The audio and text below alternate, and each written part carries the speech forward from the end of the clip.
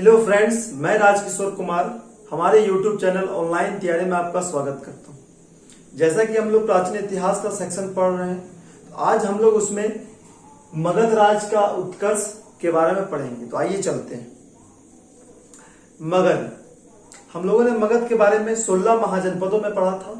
उन 16 महाजनपदों में से मगध सबसे शक्तिशाली राज्य था। वही राज्य में सबसे शक्तिशाली शासक उभरकर सामने आए और वो शक्तिशाली शासक मगध के साम्राज्य का विस्तार किया, और वही मगध के बारे में हम लोग पढ़ेंगे। तो मगध में 3 राजवंशों का उदय हुआ: हर्यक वंश, शिशुनाग वंश और नंद वंश। इन्हीं तीनों वंशों के बारे में हम लोग पढ़ेंगे। तो सबसे पहले मगध के बारे में पढ़ते हैं। मगध का उत्कर्ष। सर्वप्रथम उल्लेख मगध का कहां से मिलता है, किस वेद से मिलता है? तो अथर्ववेद से मिलता है। कहां से मिलता है? तो सर्वप्रथम उल्लेख मगध का अथर्ववेद में मिलता है। मगध के सबसे प्राचीनतम शासक कौन थे? तो बृहद्रथ थे। कौन थे? बृहद्रथ थे। मगध राज्य का सबसे प्राचीनतम शासक बृहद्रथ थे, और यही बृहद्रथ के बाद जिस वंश का मगध में संस्थापना हुआ वो हर्यक वंश। तो बृहद्रथ के बाद हर्यक वंश की स्थापना हुई मगध में। ये मगध का सफलता का कारण क्या था कि किन कारणों से ये मगध सबसे शक्तिशाली राज्य उभरकर सामने आया? इसके जो प्रमुख कारण थे ये थे। सबसे पहला कारण कि साहसी एवं योग्य शासक। मगध के जितने भी शासक हुए वे साहसी थे, योग्य शासक थे। लोहे का समृद्ध भंडार। लोहा का जो साक्ष्य मिला था वो उत्तर वैदिक काल में ही मिल चुका था। इसके बाद निरंतर लोहे का प्रयोग शासकों द्वारा खूब किया गया। तो मगध राज्य के जो शासक थे वो लोहे का खूब प्रयोग किया।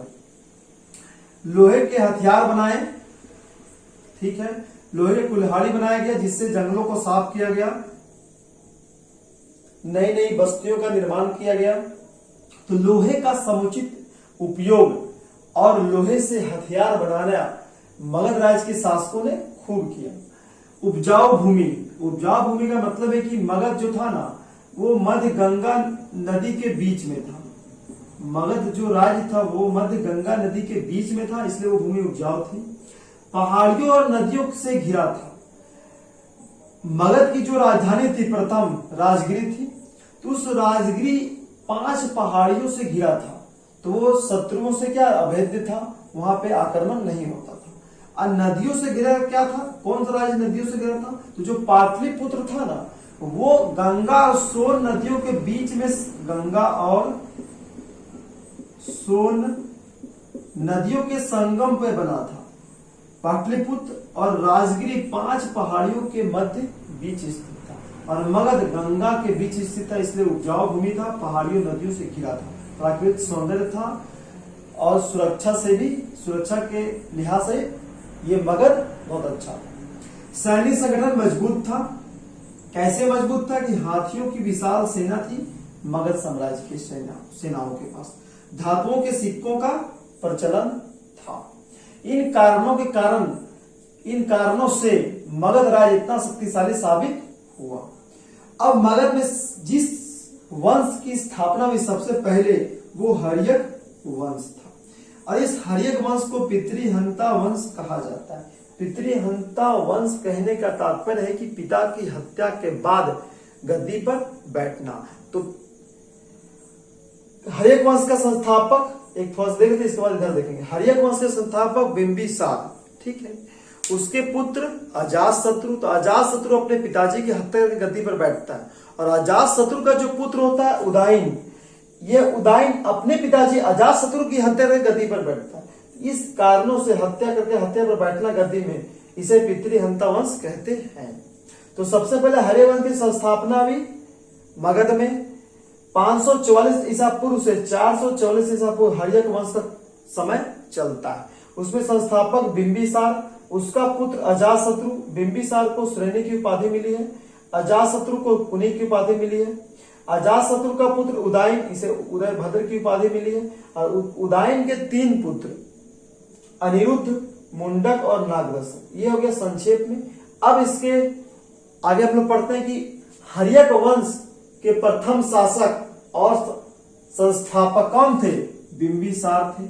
इसका शासन कब से कब तक है? तो 544 ईसा पूर्व से 492 ईसा पूर्व, 444 ईसा पूर्व से 492 ईसा पूर्व, लगभग 52 वर्षों तक शासन किया कौन? बिंबिसार। हटा लीजिए। हर्यक वंश का प्रथम शक्तिशाली शासक और संस्थापक कौन था? बिंबिसार था। इस बिंबिसार का उपनाम सैनिक था। इसने अपनी राजधानी राजगिरी को बनाया और राजगिरी का पुराना नाम गिरिव्रज था। राज्य का विस्तार वैवाहिक संबंधों द्वारा। इसका तात्पर्य क्या है? जो बिंबिसार था, हर्यक वंश का संस्थापक, इसने क्या किया? वैवाहिक नीति पॉलिसी अपनाया कि विवाह करो और अपने साम्राज्य का विस्तार करो, अन्य अन्य राज्यों की कन्याओं से विवाह करो और अपने मगध में उन राज्यों को मिला लो। तो विवाह पॉलिसी अपनाई और विवाह के माध्यम से अपने राज्य का साम्राज्य फैलाया। तो 3 विवाह किया। कितने विवाह किया? 3 विवाह किया बिंबिसार। तो महाकौशला से विवाह किया। वो कहाँ की रानी थी? तो कौशल राजा प्रसेनजीत की बहन थी महाकौशला, उससे विवाह किया बिंबिसार, पहला विवाह। और उसे दहेज में मिला काशी गांव। क्या मिला? काशी गांव दहेज में मिला। और इस काशी गांव से बिंबिसार 1 लाख टैक्स वसूलता था। कौन? बिंबिसार। इस काशी गांव से, जो किस दहेज में मिला, किसको? बिंबिसार को। ठीक है। नेक्स्ट विवाह किया चेलना से। ये कहाँ की राजकुमारी थी? तो वैशाली की लिच्छवी राजकुमारी थी चेलना, उससे विवाह किया बिंबिसार, दूसरा विवाह। और इसी चेलना से अजात शत्रु का जन्म हुआ था। अब नेक्स्ट आता है क्षेमा से विवाह किया। ये कहाँ की रानी थी? तो पंजाब के मदर कुल के प्रधान की पुत्री थी क्षेमा। तो ये 3 विवाह किया और साम्राज्य का विस्तार किया कौन? बिंबिसार। विवाह करो और साम्राज्य को फैलाओ। अब आते हैं नेक्स्ट नीचे कि अंग देश को जीता और उस पर अधिकार किया और अंग देश पर जीतकर अपने पुत्र अजातशत्रु को अंग देश भेज दे के जाओ, वहां पर तुम शासन करो, वहां संभालो तुम। अब मगध की वास्तविक जो शत्रुता थी वो किससे थी? वो अवंती राजा चंडप्रद्योत से थी। कि एक ही दुश्मन है बिंबिसार का, वो अवंती राजा चंडप्रद्योत। ठीक है। अवंती की जो राजधानी थी वो उज्जैन थी और बिंबिसार की राजधानी थी राजगिर। ठीक है। तो अवंती के राजा चंडप्रद्योत से युद्ध हुआ। किसका? बिंबिसार के साथ युद्ध हुआ और युद्ध के साथ समझौता हो गया। क्या समझौता हुआ? समझौता हुआ और आपस में क्या हो गए? मित्र बन गए। युद्ध हुआ, युद्ध के बाद समझौता हुआ और दोनों आपस में दोस्त बन गए। एक वाक्य हुआ कि दोस्त बनने के बाद कुछ वर्षों बाद जो चंडप्रद्योत थे उन्हें पीलिया बीमारी हो गई। क्या हो गया? पीलिया रोग हो गया। पीलिया रोग हो गया। तो जब पीलिया रोग हुआ चंडप्रद्योत को, अवंती के राजा को, तो बिंबिसार ने अपने राज दरबार में राजवैद्य को भेजा इसके इलाज के लिए। किसके इलाज के लिए? चंडप्रद्योत के इलाज के लिए। उस राजवैद्य का नाम क्या था? जीवक। किसके दरबार में रहता था? बिंबिसार के दरबार में। तो जब चंडप्रद्योत पीलिया रोग से ग्रसित हो गया तो बिंबिसार अपना पर्सनल डॉक्टर जीवक को भेजा। कहां भेजा? उज्जैन भेजा। किसके इलाज के लिए? तो उसके दोस्त अवंती के राजा चंडप्रद्योत के इलाज के लिए। अब नेक्स्ट पढ़ते हैं। बिंबिसार की हत्या हो जाती है। कौन करता है? तो उसका पुत्र खुद कर देता है, अजातशत्रु। तो अजातशत्रु ही अपने पिताजी की हत्या की गद्दी पर बैठ जाता है।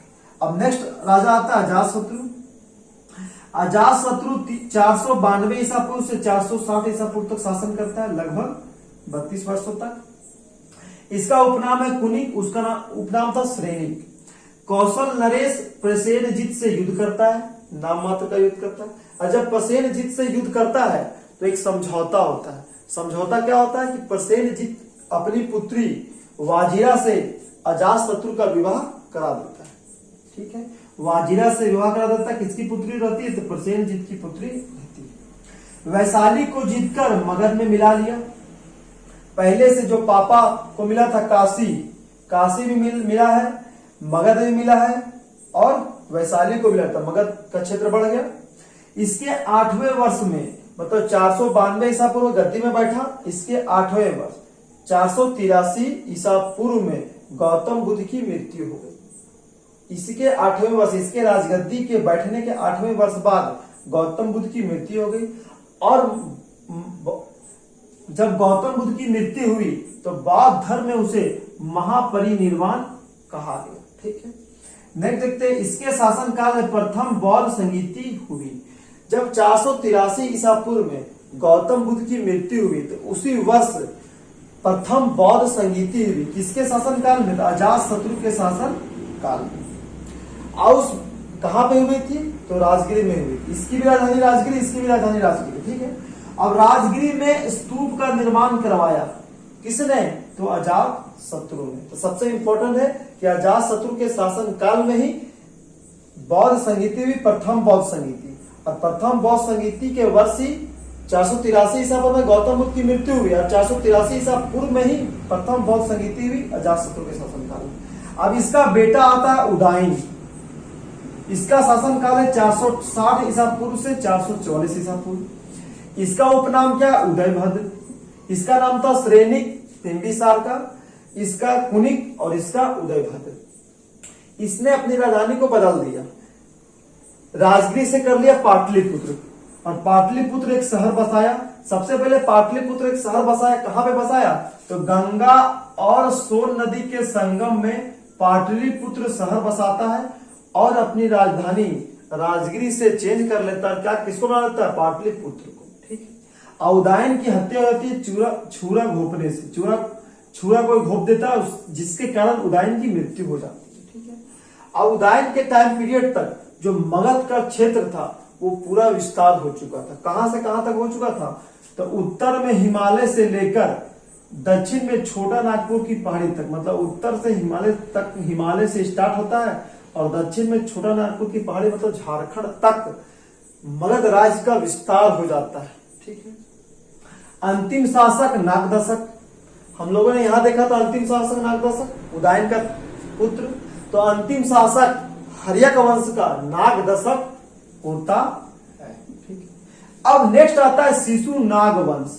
अब नाग दशक को पद से हटाकर शिशु नाग नामक व्यक्ति को राजा बनाया जाता है और वही शिशु नाग नामक व्यक्ति एक नए वंश की स्थापना करता है जिसका नाम है शिशु नाग वंश। और उस शिशु नाग वंश का टाइम पीरियड है 412 से 344, 412 ईसा पूर्व से 344 ईसा पूर्व। ठीक है, तो शिशु नाग नामक व्यक्ति को राजा बनाया जाता है और वही राजा नए वंश की स्थापना करता है। और जब नए वंश की स्थापना करता है तो संस्थापक वही हुआ शिशु नाग। अब इसका एक टोटल टाइम पीरियड, ये इसका टाइम शिशु नाग का टाइम पीरियड है 412 ईसा पूर्व से 394 ईसा पूर्व। इसने अपनी राजधानी चेंज कर लेती है, वैशाली को बना लेता है। इसने अवंती राज को जीतता है। इसके बाद नेक्स्ट राजा आता है कालाशोक। इंपॉर्टेंट है ये कालाशोक। 394 ईसा पूर्व से 366, ये बीसी का मतलब बिफोर क्राइस्ट मतलब ईसा पूर्व। तो 394 ईसा पूर्व से 366 ईसा पूर्व कालाशोक जो शिशु नागवंश का दूसरा शासक और शक्तिशाली शासक होता है। इसने अपनी राजधानी पुनः पाटलिपुत्र कर लेता है।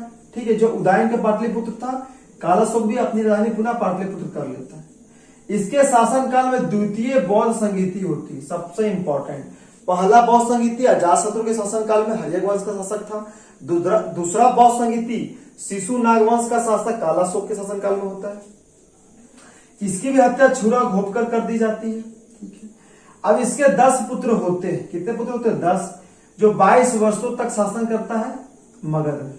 ठीक है, उन्हीं 10 पुत्रों में से सबसे अंतिम शासक शिशु नागवंश का नंदीवर्धन होता है जिसे महानंदिन भी कहा जाता है।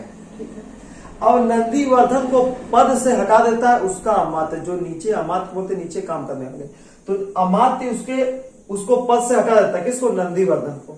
और पद से हटाकर एक नए राजवंश की स्थापना करता है मगध में और उस वंश का नाम होता है नंद वंश। और इस नंद वंश का कार्यकाल है 344 ईसा पूर्व से 322 ईसा पूर्व। ठीक है, ये जो महापद्म नंद जो नंदीवर्धन को पद से हटाता है वो शूद्रदासी पुत्र होता है। ये जो महापद्म नंद है ये शूद्रदासी पुत्र होता है। जब नंद वंश की ये स्थापना करता है तो संस्थापक यही हुए महापद्म नंद।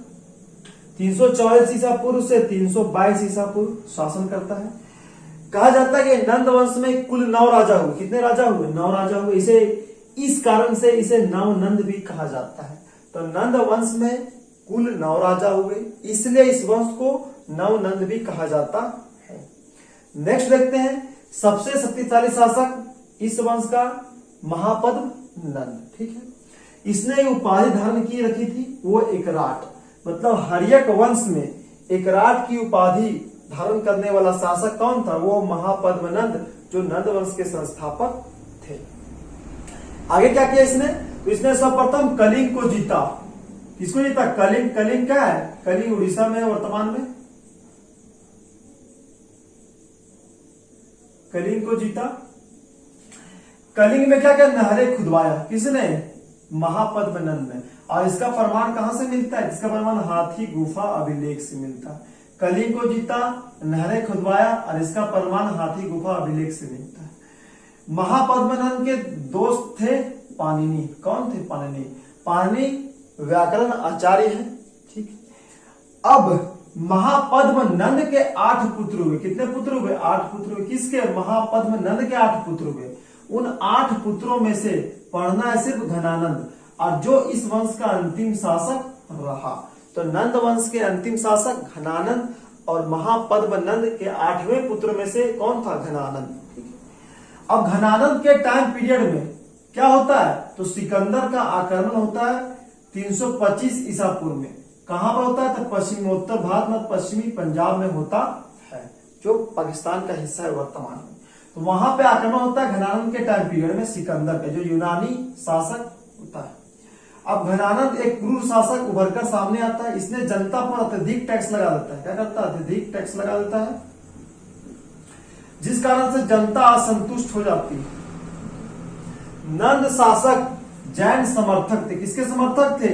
जैन समर्थक। और इसके विपरीत हर्यक वंश और शिशु नाग वंश बौद्ध समर्थक थे। क्यों बौद्ध समर्थक थे? क्योंकि अजातशत्रु जो हर्यक वंश के शासक था, इसके टाइम पीरियड में प्रथम बौद्ध संगीति हुई, और शिशु नाग वंश के टाइम पीरियड में द्वितीय बौद्ध संगीति हुई। इससे क्या पता चलता है कि दोनों बौद्ध समर्थक थे, और ये जैन समर्थक थे। घनानंद या नंद वंश के शासक जैन समर्थक थे।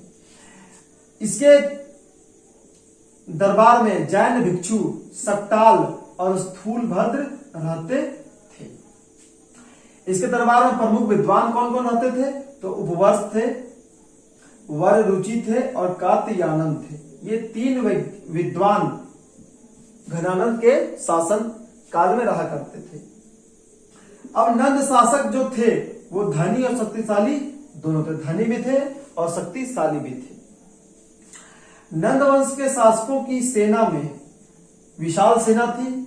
2 लाख पैदल सैनिक थे, 2,20,000 घुड़सवार थे, और 6,000 हाथी थे। तो इतनी विशाल सेना थी, 2 लाख पैदल सेना, 20,000 घुड़सवार और 6,000 हाथी सेना थी नंद वंश के शासकों को। इसलिए नंद वंश के शासकों को शक्तिशाली शासक कहा गया, धनी और शक्तिशाली भी कहा गया। ठीक है। घनानंद की हत्या चंद्रगुप्त मौर्य कर देता है। किसकी सहायता से करता है? तो चाणक्य की सहायता से करता है। ठीक है। और चंद्रगुप्त मौर्य जब घनानंद की हत्या करता है तो एक नए राजवंश की स्थापना होती है, मौर्य वंश, और जिसके संस्थापक चंद्रगुप्त मौर्य होते हैं, हम लोग आगे वीडियो में पढ़ेंगे।